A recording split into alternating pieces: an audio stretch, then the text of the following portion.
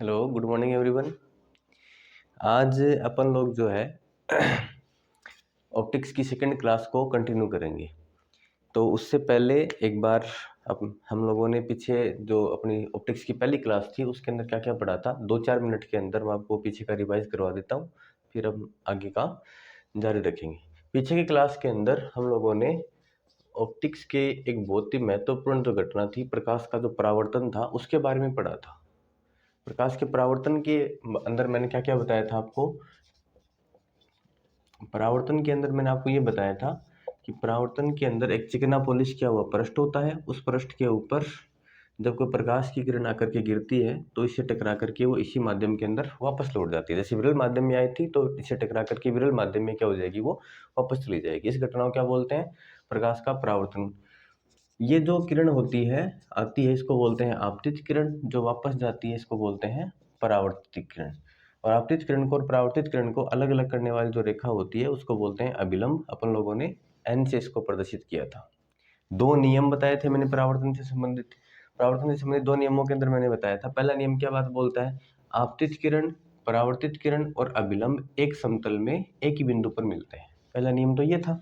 दूसरा नियम इसका इंपॉर्टेंट है कि जो आपतित किरण होती है वो अभिलंब के साथ में कोण बनाती है, उसको बोलते हैं आपतन कोण, और परावर्तित किरण अभिलंब के साथ में कोण बनाती है, उसको बोलते हैं परावर्तन कोण।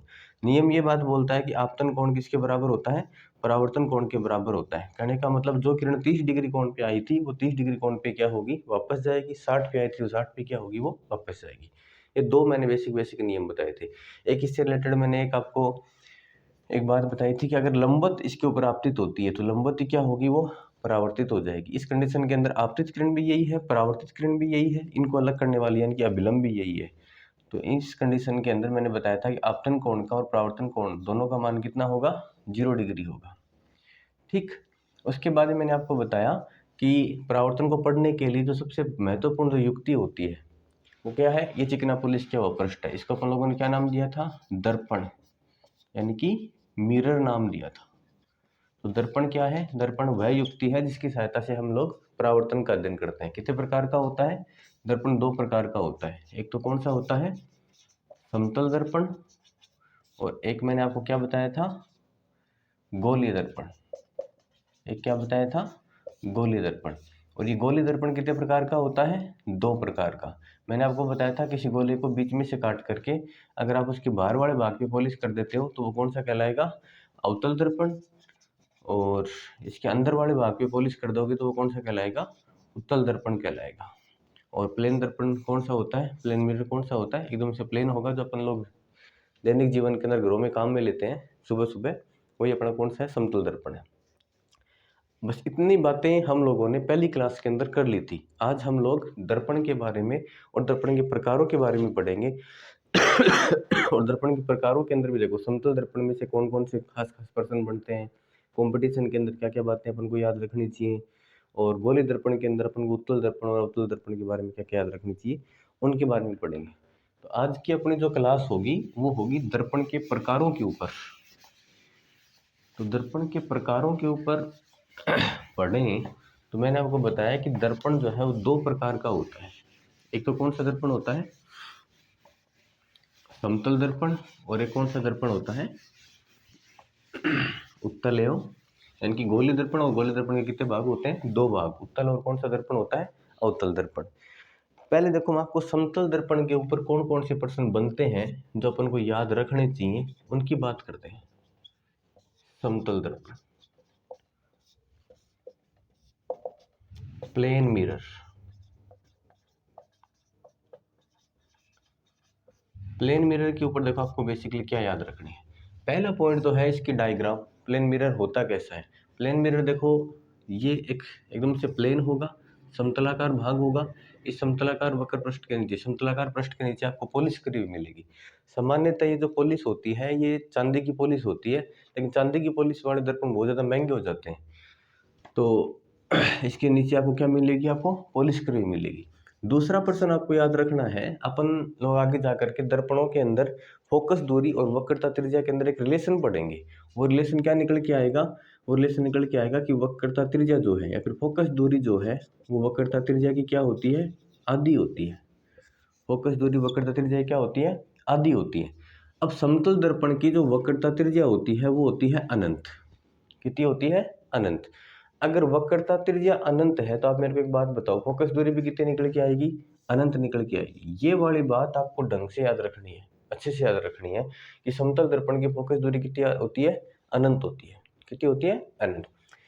तीसरा प्रश्न आपको क्या याद रखना है? समतल दर्पण में प्रतिबिंब कैसा बनेगा? समतल दर्पण में प्रतिबिंब कैसा बनेगा? देखो, प्रतिबिंब क्या होता है, कितने प्रकार का होता है, पहले ये सुनिए। जब भी हम लोग, जैसे ये मान लो अपना समतल दर्पण है, समतल दर्पण के सामने कोई इंसान खड़ा है, इसको बोलेंगे, जो वस्तु है, इंसान है, आदमी है, उसको बोलेंगे बिंब। क्या बोलेंगे? बिंब। इस बिंब की क्या छाया इस दर्पण के अंदर इसको दिखेगी? इसके जैसा इसके अंदर इसको दिखेगा? उसको बोलेंगे अपन लोग प्रतिबिंब। क्या बोलेंगे? प्रतिबिंब। ये जो प्रतिबिंब है ये सामान्यतः दो प्रकार का होता है। प्रतिबिंब कितने प्रकार का होता है? दो प्रकार का। एक तो होता है सीधा व आभासी। कैसा प्रतिबिंब होता है? सीधा व आभासी। और एक प्रतिबिंब होता है वास्तविक व उल्टा। एक प्रतिबिंब कौन सा होता है? वास्तविक व उल्टा प्रतिबिंब होता है। सीधा और आभासी कैसे होगा? अगर आप समतल दर्पण के सामने खड़े हो, आपका चेहरा ऊपर है, पैर नीचे है, और आपका प्रतिबिंब जो इसके अंदर बन रहा है उस प्रतिबिंब का भी चेहरा ऊपर है, पैर नीचे है, तो आप भी सीधे हो, प्रतिबिंब भी आपको सीधा का सीधा दिख रहा है। इसका भी चेहरा ऊपर, इसका भी चेहरा ऊपर, इसके पैर नीचे, इसके पैर नीचे। इसको बोलेंगे सीधा प्रतिबिंब। क्या बोलेंगे? सीधा। और जो सीधा होगा आप उसको पकड़ नहीं सकते हो, छू नहीं सकते हो, वो कैसा होगा? हमेशा काल्पनिक होगा, आभासी होगा। तो सीधा और आभासी प्रतिबिंब। एक प्रतिबिंब होता है वास्तविक और उल्टा प्रतिबिंब। अगर आप दर्पण के सामने खड़े हो, आपका पैर, आपके चेहरा ऊपर है, इसके अंदर आपको चेहरा दिखता है नीचे, आपके पैर नीचे हैं, उसके अंदर पैर दिखते हैं आपको ऊपर, तो वो कैसा प्रतिबिंब होगा? वो उल्टा होगा। और उल्टा होगा वो कैसा होगा? रियल होगा, वास्तविक होगा। समतल दर्पण के अंदर जो प्रतिबिंब बनता है, आप लोग देखना, जनरली आप खड़े होकर के देख लेना अपने ड्रेसिंग बॉक्स के सामने कि आपका चेहरा ऊपर है तो उसके अंदर भी चेहरा क्या दिखेगा? ऊपर ही दिखेगा। पैर नीचे तो पैर भी क्या दिखेंगे? नीचे दिखेंगे। तो इसके अंदर जो प्रतिबिंब बनेगा हमेशा, वो कैसा प्रतिबिंब बनेगा? वो बनेगा सीधा। वह कैसा बनेगा? आभासी प्रतिबिंब बनेगा। ये वाला प्रश्न आपको याद रखना है। कितनी बातें हो गई? दो बातें, तीन बातें हो गई। एक आपको क्या याद रखना है? अगर ये मान लो एक समतल दर्पण है, इस समतल दर्पण के सामने दैट सपोज करके देखो ये वाला बिंब खड़ा है। मान लो ये बिंब जो है इससे 2 मीटर की दूरी पे खड़ा है। कितने मीटर की दूरी पे खड़ा है? 2 मीटर की दूरी पे खड़ा है। अब इस बिंब को अपने जैसा इसके अंदर एक क्या दिखेगा? प्रतिबिंब दिखेगा। मान लो ये प्रतिबिंब इसको यहाँ पे दिख रहा है, तो प्रश्न आपसे ये पूछ सकता है कि बिंब जो है वो समतल दर्पण से 2 मीटर की दूरी पे है, तो बताओ प्रतिबिंब जो है दर्पण के अंदर जो बनेगा वो कितने मीटर की दूरी पे बनेगा? तो हमेशा याद रखेंगे, वो प्रतिबिंब जो बनेगा वो भी जितनी दूरी पे बिंब है उतनी दूरी पे क्या बनेगा? प्रतिबिंब बनेगा। अगर ये 2 मीटर की दूरी पे है तो प्रतिबिंब भी कितने मीटर की दूरी पे बनेगा? 2 मीटर की दूरी पे बनेगा। ये 4 मीटर पे है तो ये भी कितने में बनेगा? 4 मीटर। तो मैं ऐसे बोल सकता हूँ क्या कि अगर बिंब दर्पण से अक्ष मीटर की दूरी पे है तो प्रतिबिंब भी सदैव कितने मीटर की दूरी पे बनेगा? अक्ष मीटर की दूरी पर ही बनेगा। एक प्रश्न आपको ये याद रखना है।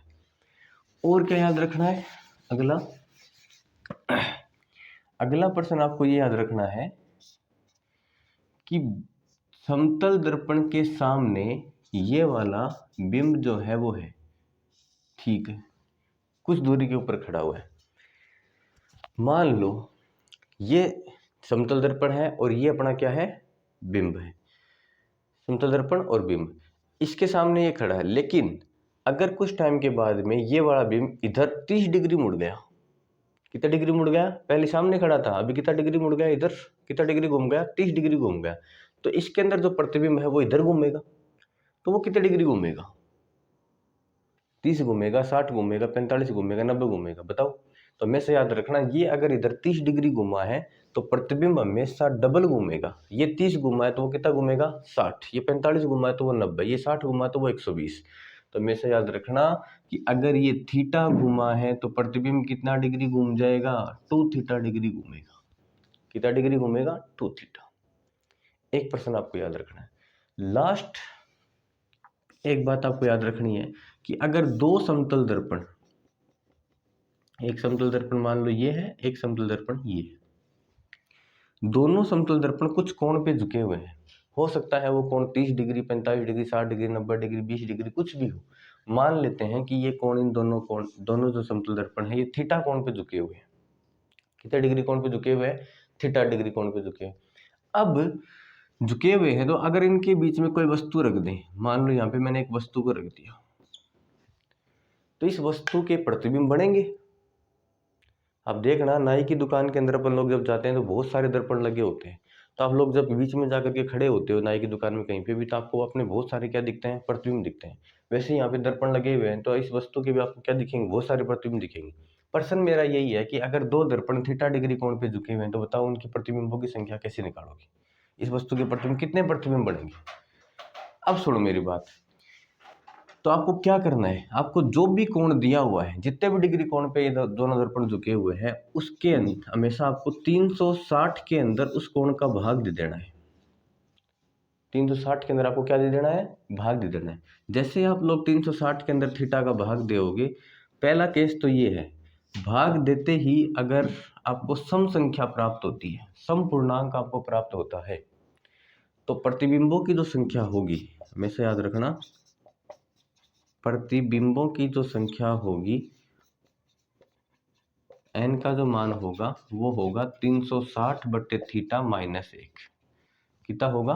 360 बट्टे थीटा माइनस 1। दैट सपोज करके देखो कि दो समतल दर्पण है, वो एक दूसरे से 36 डिग्री कोण पे झुके हुए, 36 डिग्री कोण पे झुके हुए, तो 360 के अंदर आप 36 का भाग दो, कितने बार आंसर कितना आएगा? 10 आएगा। कितना आएगा? 10। 10 क्या है? सम है। क्या है? सम। सम का मतलब इवन नंबर, सम है।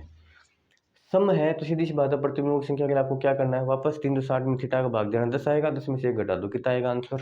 9 आएगा। कितना आंसर आएगा? 9 आंसर आएगा। दूसरा केस क्या बनता है, अगर आप लोग 360 के अंदर आपने थीटा का भाग दिया और आंसर आ गया विषम, ओड नंबर आ गया। क्या आ गया? Odd number. तो आपको क्या करना है, यहाँ पे आपको फिर देखना पड़ेगा कि वस्तु किस स्थिति में रखी हुई है। यहाँ पे दो स्थितियां आपको ध्यान में रखनी है। एक स्थिति होती है सम्मित, एक स्थिति होती है असम्मित। अब सम्मित और असम्मित क्या होते हैं वो थोड़ा सा याद रखना। अगर दोनों, मान लो ये दोनों कुछ कोण पे झुके हुए हैं, सम्मित का मतलब क्या होता है कि अगर दोनों दर्पणों के ठीक एकदम बीच में वस्तु रखी हुई है, बीच में वस्तु रखी हुई है और वो वस्तु इस कोण को दो बराबर बराबर भागों में काटती है। जैसे मान लो दोनों दर्पण 36 डिग्री कोण पे थे, तो एकदम इसके बीच में रख देंगे तो 18 डिग्री इधर चला जाएगा, 18 डिग्री इधर चला जाएगा, इसलिए इसको समान समान भागों में काट दिया। इस कंडीशन को तो अपन बोलेंगे सम्मित स्थिति। और अगर एकदम बीच में के अलावा थोड़ा मान लो इधर है जो इसको बराबर बराबर कोणों में नहीं बांटती है, उस स्थिति को अपन लोग बोलेंगे असम्मित स्थिति।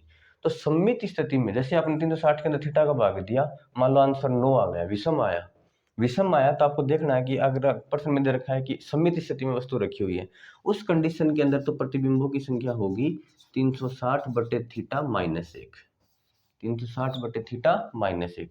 और असम्मित स्थिति के अंदर है तब प्रतिबिंबों की संख्या होगी 360 बटे थीटा। आपको एक माइनस नहीं करना है, 360 बटे थीटा होगी। और जब तक अगर आपको ये बोलता नहीं कि वस्तु सम्मित स्थिति में है या असम्मित स्थिति में है, तो आपको कौन सी स्थिति में माननी है? वो सम्मित स्थिति में ही माननी है। तो 360 बटे थीटा माइनस 1 करना ही करना है। ठीक है, तो ये हमेशा ये बात आप लोग याद रखेंगे। वापस हम लोग दो दर्पण थीटा डिग्री कोण पे झुके हुए हैं, तो जो भी कोण आपको दिया हुआ है उस कोण का किस में भाग देना है? 360 के अंदर भाग देना है। अगर आंसर सम आता है तो आपको 1 घटा देना है, आंसर विषम आता है तो थोड़ा बहुत ये देख लेना कि कौन सी कंडीशन है, वो एकदम बीच में रखी हुई है तब तो 1 घटा देना, एकदम बीच में नहीं रखी हुई है तो असम्मित कंडीशन होगी, उसके अंदर आपको 1 घटाना नहीं है। इतनी सी बात है। ये समतल दर्पण से रिलेटेड सारे के सारे 4-5 प्रश्न है। आकृति ये होती है, फोकस दूरी कितनी होती है? अनंत। क्यों? क्योंकि वक्रता त्रिज्या कितनी होती है? अनंत। प्रतिबिंब कैसा बनता है? सीधा और आभासी प्रतिबिंब बनता है। अगर अक्ष मीटर की दूरी पे है तो प्रतिबिंब कितने मीटर की दूरी पे बनेगा? अक्ष मीटर की दूरी पे। अगर बिंब जो है दर्पण के सामने रखा हुआ वो थीटा डिग्री घूमता है तो प्रतिबिंब कितना डिग्री घूमेगा? 2 थीटा डिग्री घूमेगा। और प्रतिबिंब वाली बात मैंने आपको बताई थी।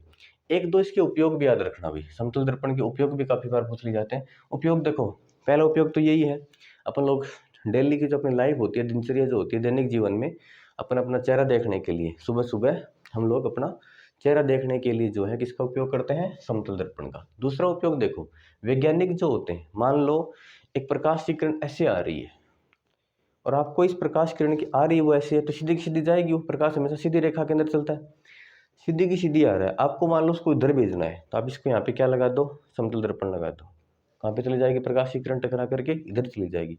तो वैज्ञानिक जो होते हैं वो प्रकाश की किरण जो होती है उसकी दिशा परिवर्तित करने के लिए, दिशा को मोड़ने के लिए कौन सी दर्पण का उपयोग करते हैं, समतल दर्पण का उपयोग करते हैं। एक दो उपयोग है, इनको आप लोग जनरल याद रखेंगे।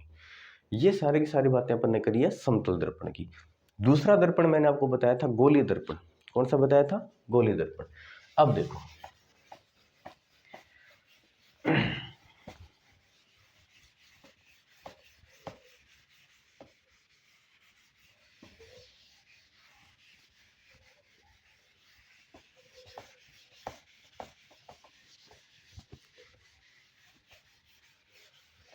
अब हम लोग बात करेंगे गोलीय दर्पण की।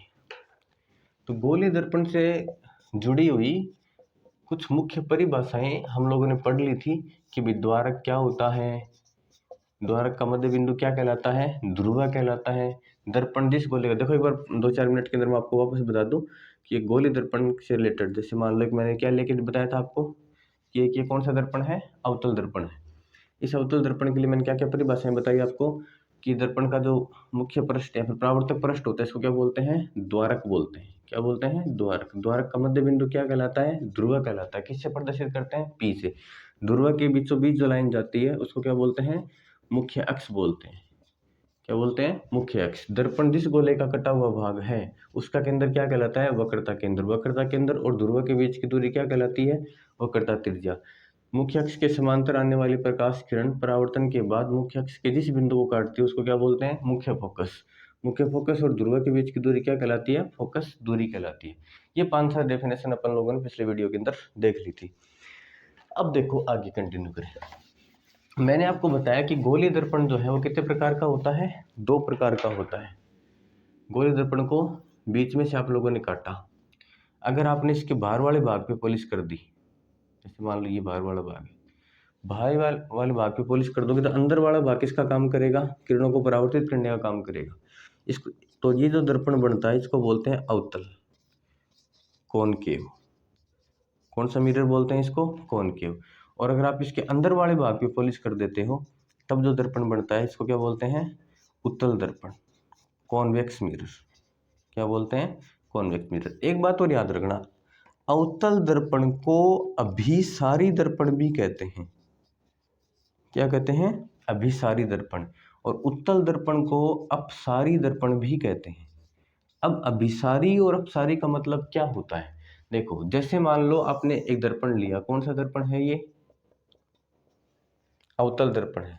इस अवतल दर्पण के ऊपर मान लो यहाँ से प्रकाश आकर के गिर रहा है, मैं आपको 3 किरणें दिखा रहा हूँ।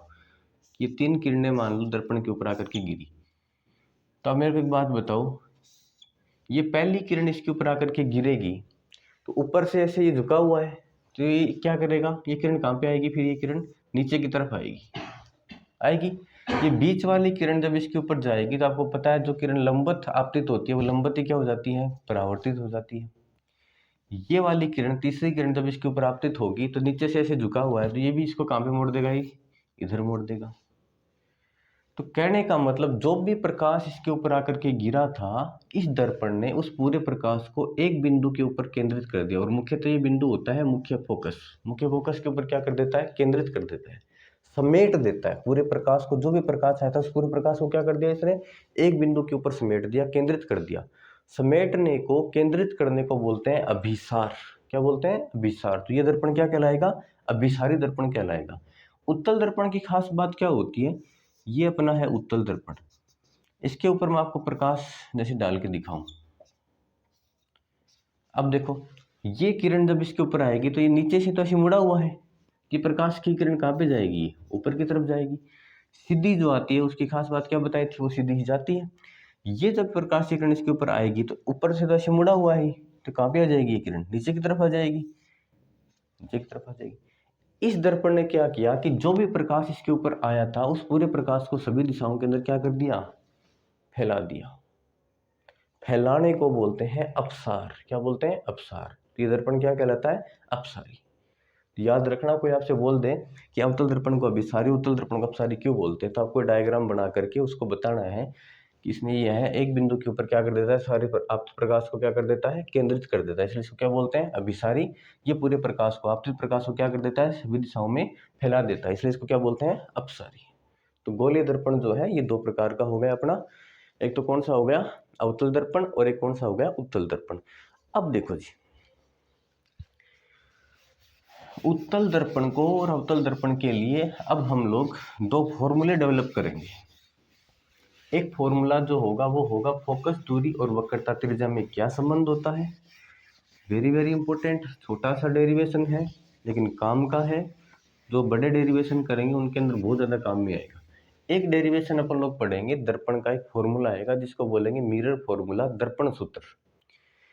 ये दोनों सूत्र पढ़ने से पहले, दोनों व्यंजक निकालने से पहले ऑप्टिक्स के अंदर कौन से डेरिवेशन के अंदर फोकस दूरी को, बिंब दूरी को, प्रतिबिंब दूरी को कब इनको प्लस लेना है, कब इनको माइनस लेना है, किसके निशान को कब प्लस लेंगे, कब माइनस लेंगे, इन चिन्ह को बताने के लिए, प्लस माइनस के निशान को बताने के लिए कुछ नियम बताए गए हैं, कुछ परिपाटी इन लोगों ने निर्धारित करी है, जिसको अपन लोग बोलते हैं चिन्ह परिपाटी, जो अपन को पता होनी जरूरी है। तो चिन्ह परिपाटी के बारे में आपको एक बार मैं बता दूं, फिर अपन लोग दो डेरिवेशन निकालेंगे। साइन कन्वेंशन, साइन कन्वेंशन, देखो भी चिन्ह परिपाटी क्या होती है। मैं आपको एक दर्पण लेकर के बताता हूँ। मान लो ये अपना कौन सा दर्पण है, उत्तल दर्पण है, सॉरी अवतल दर्पण है। ये क्या है, मुख्य अक्ष है, ये क्या है, मुख्य अक्ष। चिन्ह परिपाटी के अनुसार 5 शर्तें बताई गई हैं और वो पांचों की पांचों शर्तें जो है वो काम की हैं। पहली शर्त सुनना, पहली शर्त सबसे काम की शर्त यही है कि सभी दूरियों को कहाँ से नापना है, ध्रुव से नापना है। पहली शर्त मैं एक बार लिख देता हूं, क्या है, सभी दूरियां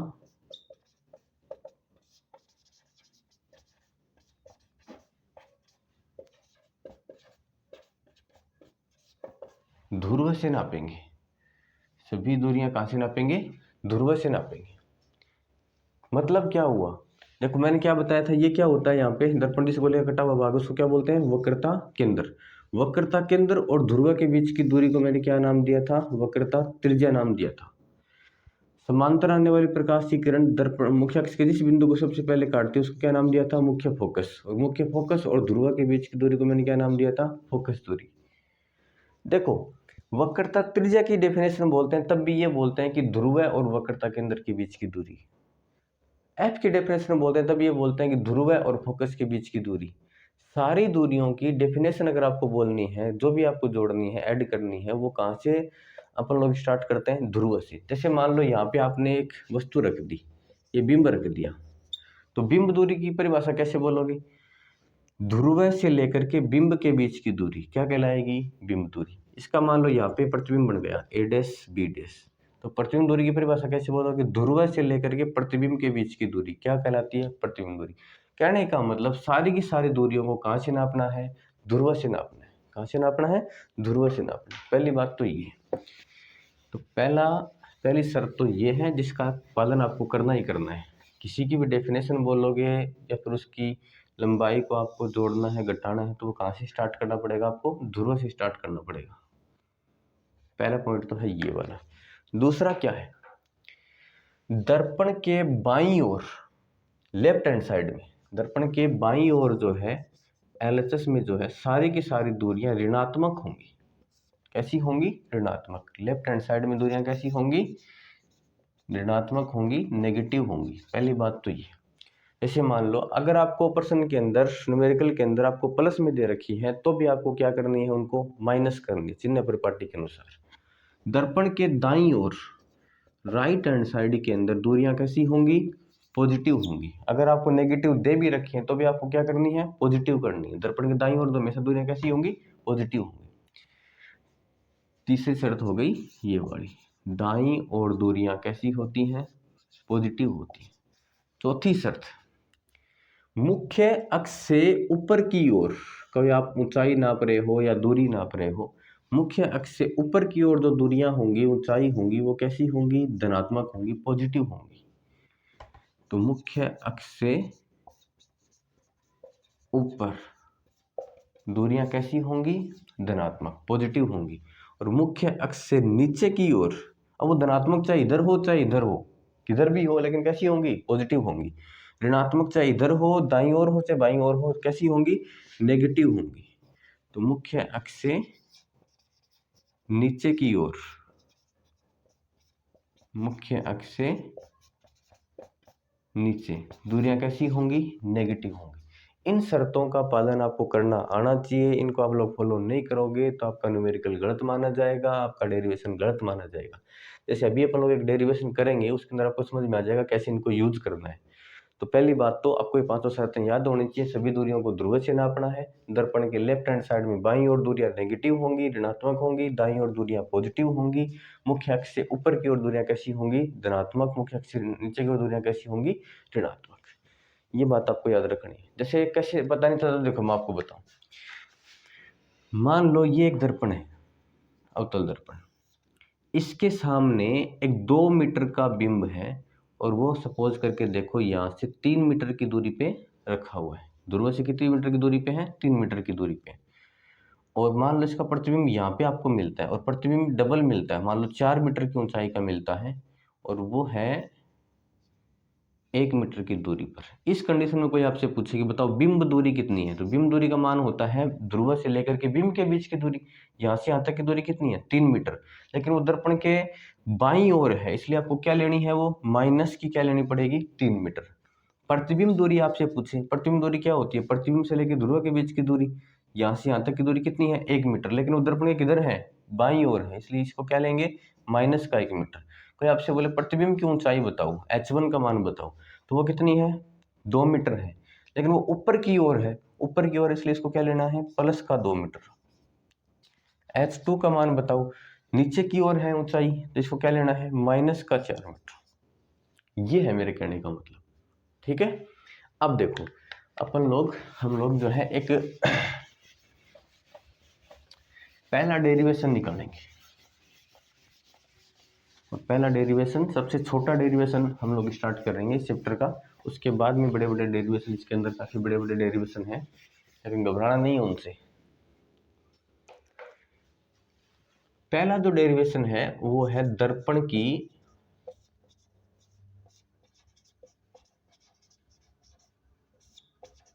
फोकस दूरी f व वक्रता त्रिज्या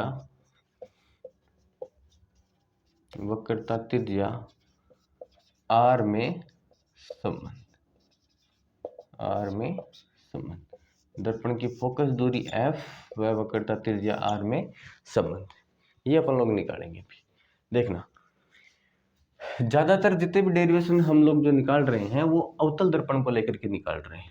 मैंने एक वापस क्या लिया है? एक अवतल दर्पण लिया है, ले लिया। ये क्या है? ध्रुव से जो रेखा जाती है उसको बोलते हैं, ये ध्रुव है, ध्रुव से जो रेखा जाती है उसको क्या बोलते हैं? मुख्य अक्ष बोलते हैं। क्या बोलते हैं? मुख्य अक्ष। अब देखो,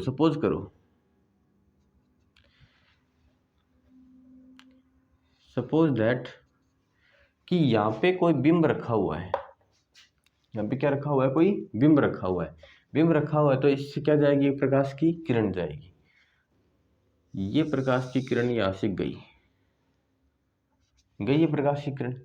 अब दर्पण है, कौन सा दर्पण है? अवतल दर्पण। अवतल दर्पण की खास बात क्या होती है? प्रकाश को क्या करता है? ये केंद्रित करता है। तो ये प्रकाश को क्या कर देगा? ये केंद्रित कर देगा। और किस बिंदु पे केंद्रित करेगा? ये उस बिंदु क्या बोलते हैं? मुख्य फोकस बोलते हैं। कर दिया केंद्रित। ये कौन सी किरण है? आपतित किरण। ये किरण कौन सी है? परावर्तित किरण। आपतित किरण को और परावर्तित किरण को अलग अलग करने वाली रेखा कौन सी होती है? अभिलंब होती है। तो मैं इन दोनों के बीच में मैं क्या बना देता हूँ? एक अभिलंब बना देता हूँ। इस लाइन को मैं थोड़ी मोटी बना देता हूँ ताकि आपको थोड़ा लगे कि भाई ये किरण नहीं है, ये क्या है? अभिलंब है। ये क्या है? नॉर्मल है। इस बिंदु को नाम दे दिया S, इसको नाम दे दिया S'।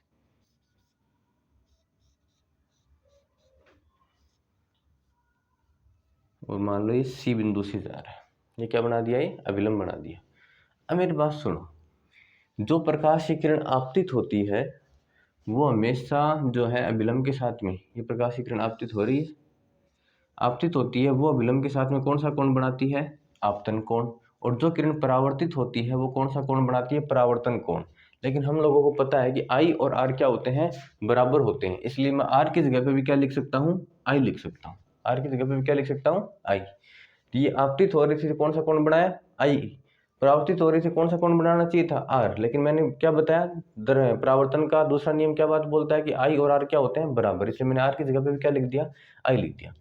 एक बात और याद रखना, ये वाला कोण और ये वाला जो कोण है, ये कोण होते हैं एकांतर कोण। कौन से कोण होते हैं? एकांतर कोण। इसलिए ये कोण आई है तो ये कोण भी कैसा होगा? आई होगा। कौन से कोण से? एकांतर कोण से। ये तो अपना क्या हो गया? डायग्राम हो गया। अब यहां लगा के आपको क्या लिखना होता है? यहां लगा के आपको लिखना होता है जिन जिन में आपको रिलेशन निकालना है। किन किन में निकालना है? फोकस दूरी में, और किस में निकालना है? वक्रता त्रिज्या में।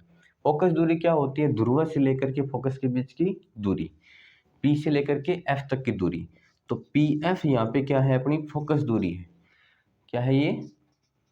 फोकस दूरी। लेकिन आप मेरे को एक बात बताओ, ये दर्पण की बाईं ओर है कि दाईं ओर है? लेफ्ट हैंड साइड में है।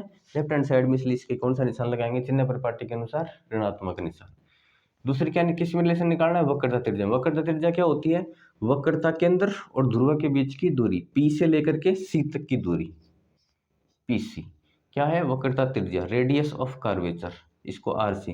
लेकिन ये क्या है? वक्रता त्रिज्या, रेडियस ऑफ कर्वेचर। लेकिन आप मेरे को एक बात बताओ, ये जो है दर्पण के कौन सी साइड में है? ये भी लेफ्ट हैंड साइड में, बाईं ओर है, इसलिए इसके भी कौन सा निशान लगा देंगे? माइनस का निशान लगा देंगे। ये अपने लास्ट में ये चीजें काम में आएंगी। अब देखो आपको क्या क्या याद करना है। तीन छोटे छोटे समीकरण बनाएंगे, उनको यूज कर करके, और एक रिलेशन निकल के आएगा लास्ट में, 2f बराबर r। देखो पहली बात तो ये, कंपटीशन के लिहाज से अपन को ये निकाल के नहीं दिखाना होता है। कंपटीशन के लिहाज से सिर्फ अपन को क्या याद करना है? वो सुनो मेरी बात। अपन को इनके अंदर रिलेशन याद करना है, एफ और आर में क्या संबंध होता है। आर क्या है? पी से लेकर के सी तक की दूरी, यहां से लेकर की जो पूरी दूरी है ये क्या है? आर। और पी से लेकर के एफ तक की दूरी क्या है? एफ। अब सीधा सा देखने से ये पता चल रहा है कि आर का मान क्या है? पी एफ से क्या है? बड़ा है। लेकिन कितना बड़ा है? तो हमेशा याद रखना, अगर इसको और इसको दोनों को जोड़ दें तो वो किसके बराबर आएगी? आर के बराबर आएगी। ये पी एफ है, और हमेशा याद रखना वो कितने निकल के आएगी? ये दो जो एफ मिलके किसका निर्माण करेंगी? आर का। ये एफ है। अगर अपन को रिलेशन तो यही होता है, कंपटीशन में सिर्फ आपको यही बात याद रखनी है, 10th क्लास में भी सिर्फ आपको यही बात याद रखनी है कि दो एफ मिलकर के किसका निर्माण करती हैं? एक वक्रता त्रिज्या का निर्माण करती हैं। 2f बराबर क्या होता है? आर होता है। कंपटीशन में बस इसके ऊपर न्यूमेरिकल करने होते हैं और ये याद रखना होता है, लेकिन 12th क्लास के अंदर अपन को पूरा निकाल के दिखाना होता है। तो देखो ये एफ है, अगर अपन को ये भी पता चल जाए कि ये भी एफ ही है तो दोनों को जोड़ दें और वो क्या बन जाएगी? आर बन जाएगी। ये तो फिक्स है, इसका मान तो कितना है? एफ है। अब अपन को सिद्ध क्या करके दिखाना है कि एफ सी का मान भी कितना होता है? एफ ही होता है। ये बात और अपन प्रूफ कर देंगे तो ये सिद्ध हो जाएगा कि एफ और एफ मिलकर क्या बना दिया? 2f बना दिया। तो देखो ये प्रूफ करने के लिए क्या करें। पहला देखो, डायग्राम से अपन को पता चल रहा है, चित्र से अपन को पता चल रहा है। क्या पता चल रहा है? कि ये जो पीसी है, पीसी जो है वो किन किन से मिलकर के बनी है? PF plus FC, PF plus FC, इन दोनों से मिलकर के बनी है। इसको मैंने दे दिया समीकरण नंबर नाम 1, दे दिया। दूसरा सुनो, अब हम लोग एक त्रिभुज में देख रहे हैं, त्रिभुज बना हुआ है C S F, C S F में। इस त्रिभुज में आपको देख करके एक बात याद रखनी है, मैथमेटिक्स की एक रूल होता है कि समान कोणों के सामने की भुजा क्या होती है? समान होती है। तो इस त्रिभुज के अंदर एक कोण है ये आई, और ये कोण भी क्या है? आई। दोनों कोण समान है, तो इस कोण के सामने की भुजा कौन सी है? F C. और इस कोण के सामने की भुजा कौन सी है? F S. दोनों कोण समान है तो इन दोनों के सामने की भुजाएं भी क्या होंगी? समान होंगी। तो एफ सी का मान किसके बराबर होगा? एफ सी का मान किसके बराबर होगा? एफ एस के बराबर होगा। क्यों बराबर होगा? क्योंकि समान कोणों के सामने की भुजा समान, समान कोणों के सामने की भुजा समान होती है। ये वाली बात याद रखना। इसको मैंने दे दिया समीकरण नंबर नाम 2। ओके, अब बस एक समीकरण और बनाना है। यही बात थोड़ी सी दिक्कत करने वाली है, लेकिन इसको थोड़ा ढंग से समझना। मैं आपको बोलूं कि ये प्रकाश की किरण इसके समांतर आ रही है, ऐसे ऊपर से आ रही है, ये ऊपर से ना करके अगर इस मुख्य अक्ष के ऊपर से ही आती, यहीं से आती, तो उस कंडीशन के अंदर क्या मुख्य अक्ष और ये प्रकाश की किरण दोनों एक ही रेखा के ऊपर होते। और जब दो लाइनें एक दूसरे के ऊपर ऐसे चलती हैं, दो लाइनें एक दूसरे के ऊपर ऐसे चलती हैं, तो उनको बोलते हैं समपाती। क्या बोलते हैं उनको? समपाती। तो अगर ये वाली लाइन और ये वाली लाइन, ये वाली किरण और ये वाली किरण अगर एक दूसरे के समपाती होती, या फिर ऐसे बोलते हैं कि बिंदु P और बिंदु S क्या होते? समपाती होते। यदि P और S क्या होते? समपाती, समपाती हो, तो उस कंडीशन के अंदर क्या होता? जब ये लाइन इस लाइन के ऊपर ऐसे आकर के गिरती या फिर इसके ऐसे आती, तो मेरे को ये बताओ, ना ही तो ये लाइन बनती ना ये लाइन बनती, ये काम में नहीं आती। उस कंडीशन के अंदर जब ये यहाँ से आती तो ये वाली भुजा किसके ऊपर आकर के गिर जाती? ये FS जो है वो किसके ऊपर आकर के गिर जाता? PF के ऊपर। किसके ऊपर आकर गिर जाता? PF के ऊपर। ये और ये बराबरी होती उस कंडीशन में। भाई अभी तो ये बन रही है, लेकिन पहले ये नहीं बनती, तो FS किसके ऊपर आकर के गिर जाती? PF के ऊपर आकर के गिर जाती। तो FS का जो मान है वो किसके बराबर होता? PF के बराबर होता। ये किसके ऊपर आकर गिर जाती? इसके ऊपर। जितनी लंबाई इसकी है उतनी लंबाई इसकी होती। तो FS और PF का मान क्या होता? बराबर। इसको मैंने दे दिया समीकरण नंबर नाम 3। अब देखो, समीकरण 1, 2 व 3 से हम लोग इसको सोल्व करते हैं। समीकरण 1 ये था, मैं इसको वापस लिख रहा हूँ, PC बराबर PF प्लस FC। लिख दिया इसको ऐसा कैसा। अब देखो, PC बराबर PF प्लस FC। FC किसके बराबर है? FS के बराबर। देखना, मैं वापस लिख के बता दूं आपको, FC किसके बराबर है? FS के बराबर। FC किसके बराबर है? FS के बराबर। FS किसके बराबर है? PF के बराबर। FS किसके बराबर है? PF के बराबर। तो क्या FC किसके बराबर हो गई? PF के बराबर हो गई। FC किसके बराबर हो गई? PF के बराबर। तो क्या मैं FC की जगह पे क्या लिख सकता हूं? PF लिख सकता हूं। लिख दिया। अब देखो, तो PC बराबर कितने PF हो गए? ये 2PF हो गए। कितने PF हो गए? 2PF। PC का मान कितना लिखा था अपन ने शुरुआत के अंदर? माइनस का R, 2 का 2। PF का मान मैंने कितना लिखा था? माइनस का F। क्या माइनस से माइनस कैंसिल हो गए? क्या कैंसिल हो गए?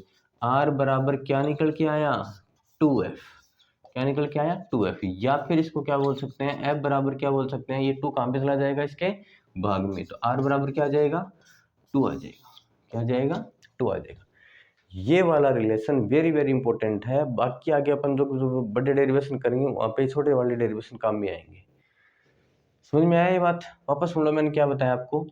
इन दोनों में रिलेशन निकालना था। PC बराबर माइनस का क्या हो गया? R, PF बराबर क्या हो गया? माइनस का F। पहले क्या करना है आपको? डायग्राम से PC जो है किन किन से मिलकर के बनी है? PF plus FC। इसको दे दिया समीकरण 1। फिर आपको इस त्रिभुज में देखना है, त्रिभुज CSF में एक टर्म होती है, समान कोणों के सामने की भुजा क्या होती है? समान। तो I और I समान है, तो इनके सामने की भुजा FC और FS भी क्या होंगे? समान। इसको क्या दे दिया? समीकरण नंबर नाम 2 दे दिया। फिर देखो, ये वाली लाइन इसके ऊपर से आती, कहने का मतलब P और S क्या होते हैं? एक दूसरे के समपाती होते हैं। तो ये वाली भुजा इसके ऊपर जाकर के गिरती, तो FS और PF क्या होते हैं? बराबर। इसको दे दिया समीकरण 3। फिर ये वाला समीकरण ऐसा कैसा उतारा? अब देखो, FC किसके बराबर है? FS के बराबर। और FS किसके बराबर है? PF के बराबर। तो क्या FC और PF बराबर नहीं हो गए? क्या हो गए? तो FC की जगह पे मैंने क्या लिख दिया? PF। कितने PF हो गए? 2PF। PC का मान कितना है? माइनस का R। इसका मान कितना है? माइनस का F। माइनस से माइनस कैंसिल, R बराबर क्या आया? 2F आया। ये क्या होगा? कहने का मतलब वक्रता त्रिज्या जो है वो फोकस दूरी की कितनी होती है? दुगुनी। या फिर फोकस दूरी जो होती है वक्रता त्रिज्या कितनी होती है? आधी। अब देखो, अब लास्ट के अंदर मैं आपको एक इस फॉर्मूले के ऊपर एक न्यूमेरिकल दे के जाता हूँ जो आपको करना है, और उसका आंसर आप मेरे को कमेंट बॉक्स के अंदर देंगे, और हमारा चैट बॉक्स वो खुला रहेगा जिसके ऊपर आप जो है इसका आंसर हम लोगों को कभी भी किसी भी टाइम के ऊपर बता सकते हैं। देखो क्या न्यूमेरिकल है, सिंपल सा न्यूमेरिकल है।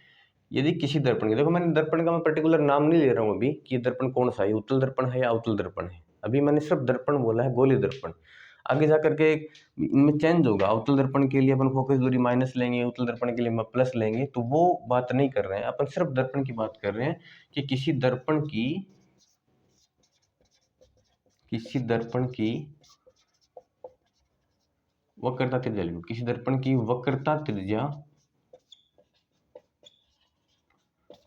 त्रिज्या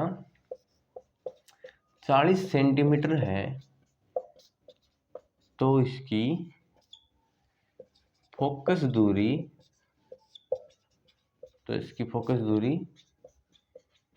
कितने मीटर होगी, मीटर में आंसर देना है आपको, ठीक है। एक छोटा सा मैंने एक न्यूमेरिकल आपको दिया है, आगे अपन लोग कई न्यूमेरिकल और भी करेंगे, और इससे जस्ट आगे अपनी परावर्तन से रिलेटेड एक क्लास और बची है, उसके बाद में हम लोग जो है एक नई घटना यानी कि अपवर्तन, लाइट ऑफ रिफ्रैक्शन के बारे में वो स्टार्ट करेंगे। अभी परावर्तन एक क्लास के बाद में पूरा हो जाएगा, उसके बाद में अपन लोग इसके ऊपर न्यूमेरिकल वगैरह डेरिवेशन वगैरह वो करेंगे, तो आप लोग इसका आंसर हमें दीजिएगा। थैंक यू, आगे क्लास की लीजिए, धन्यवाद।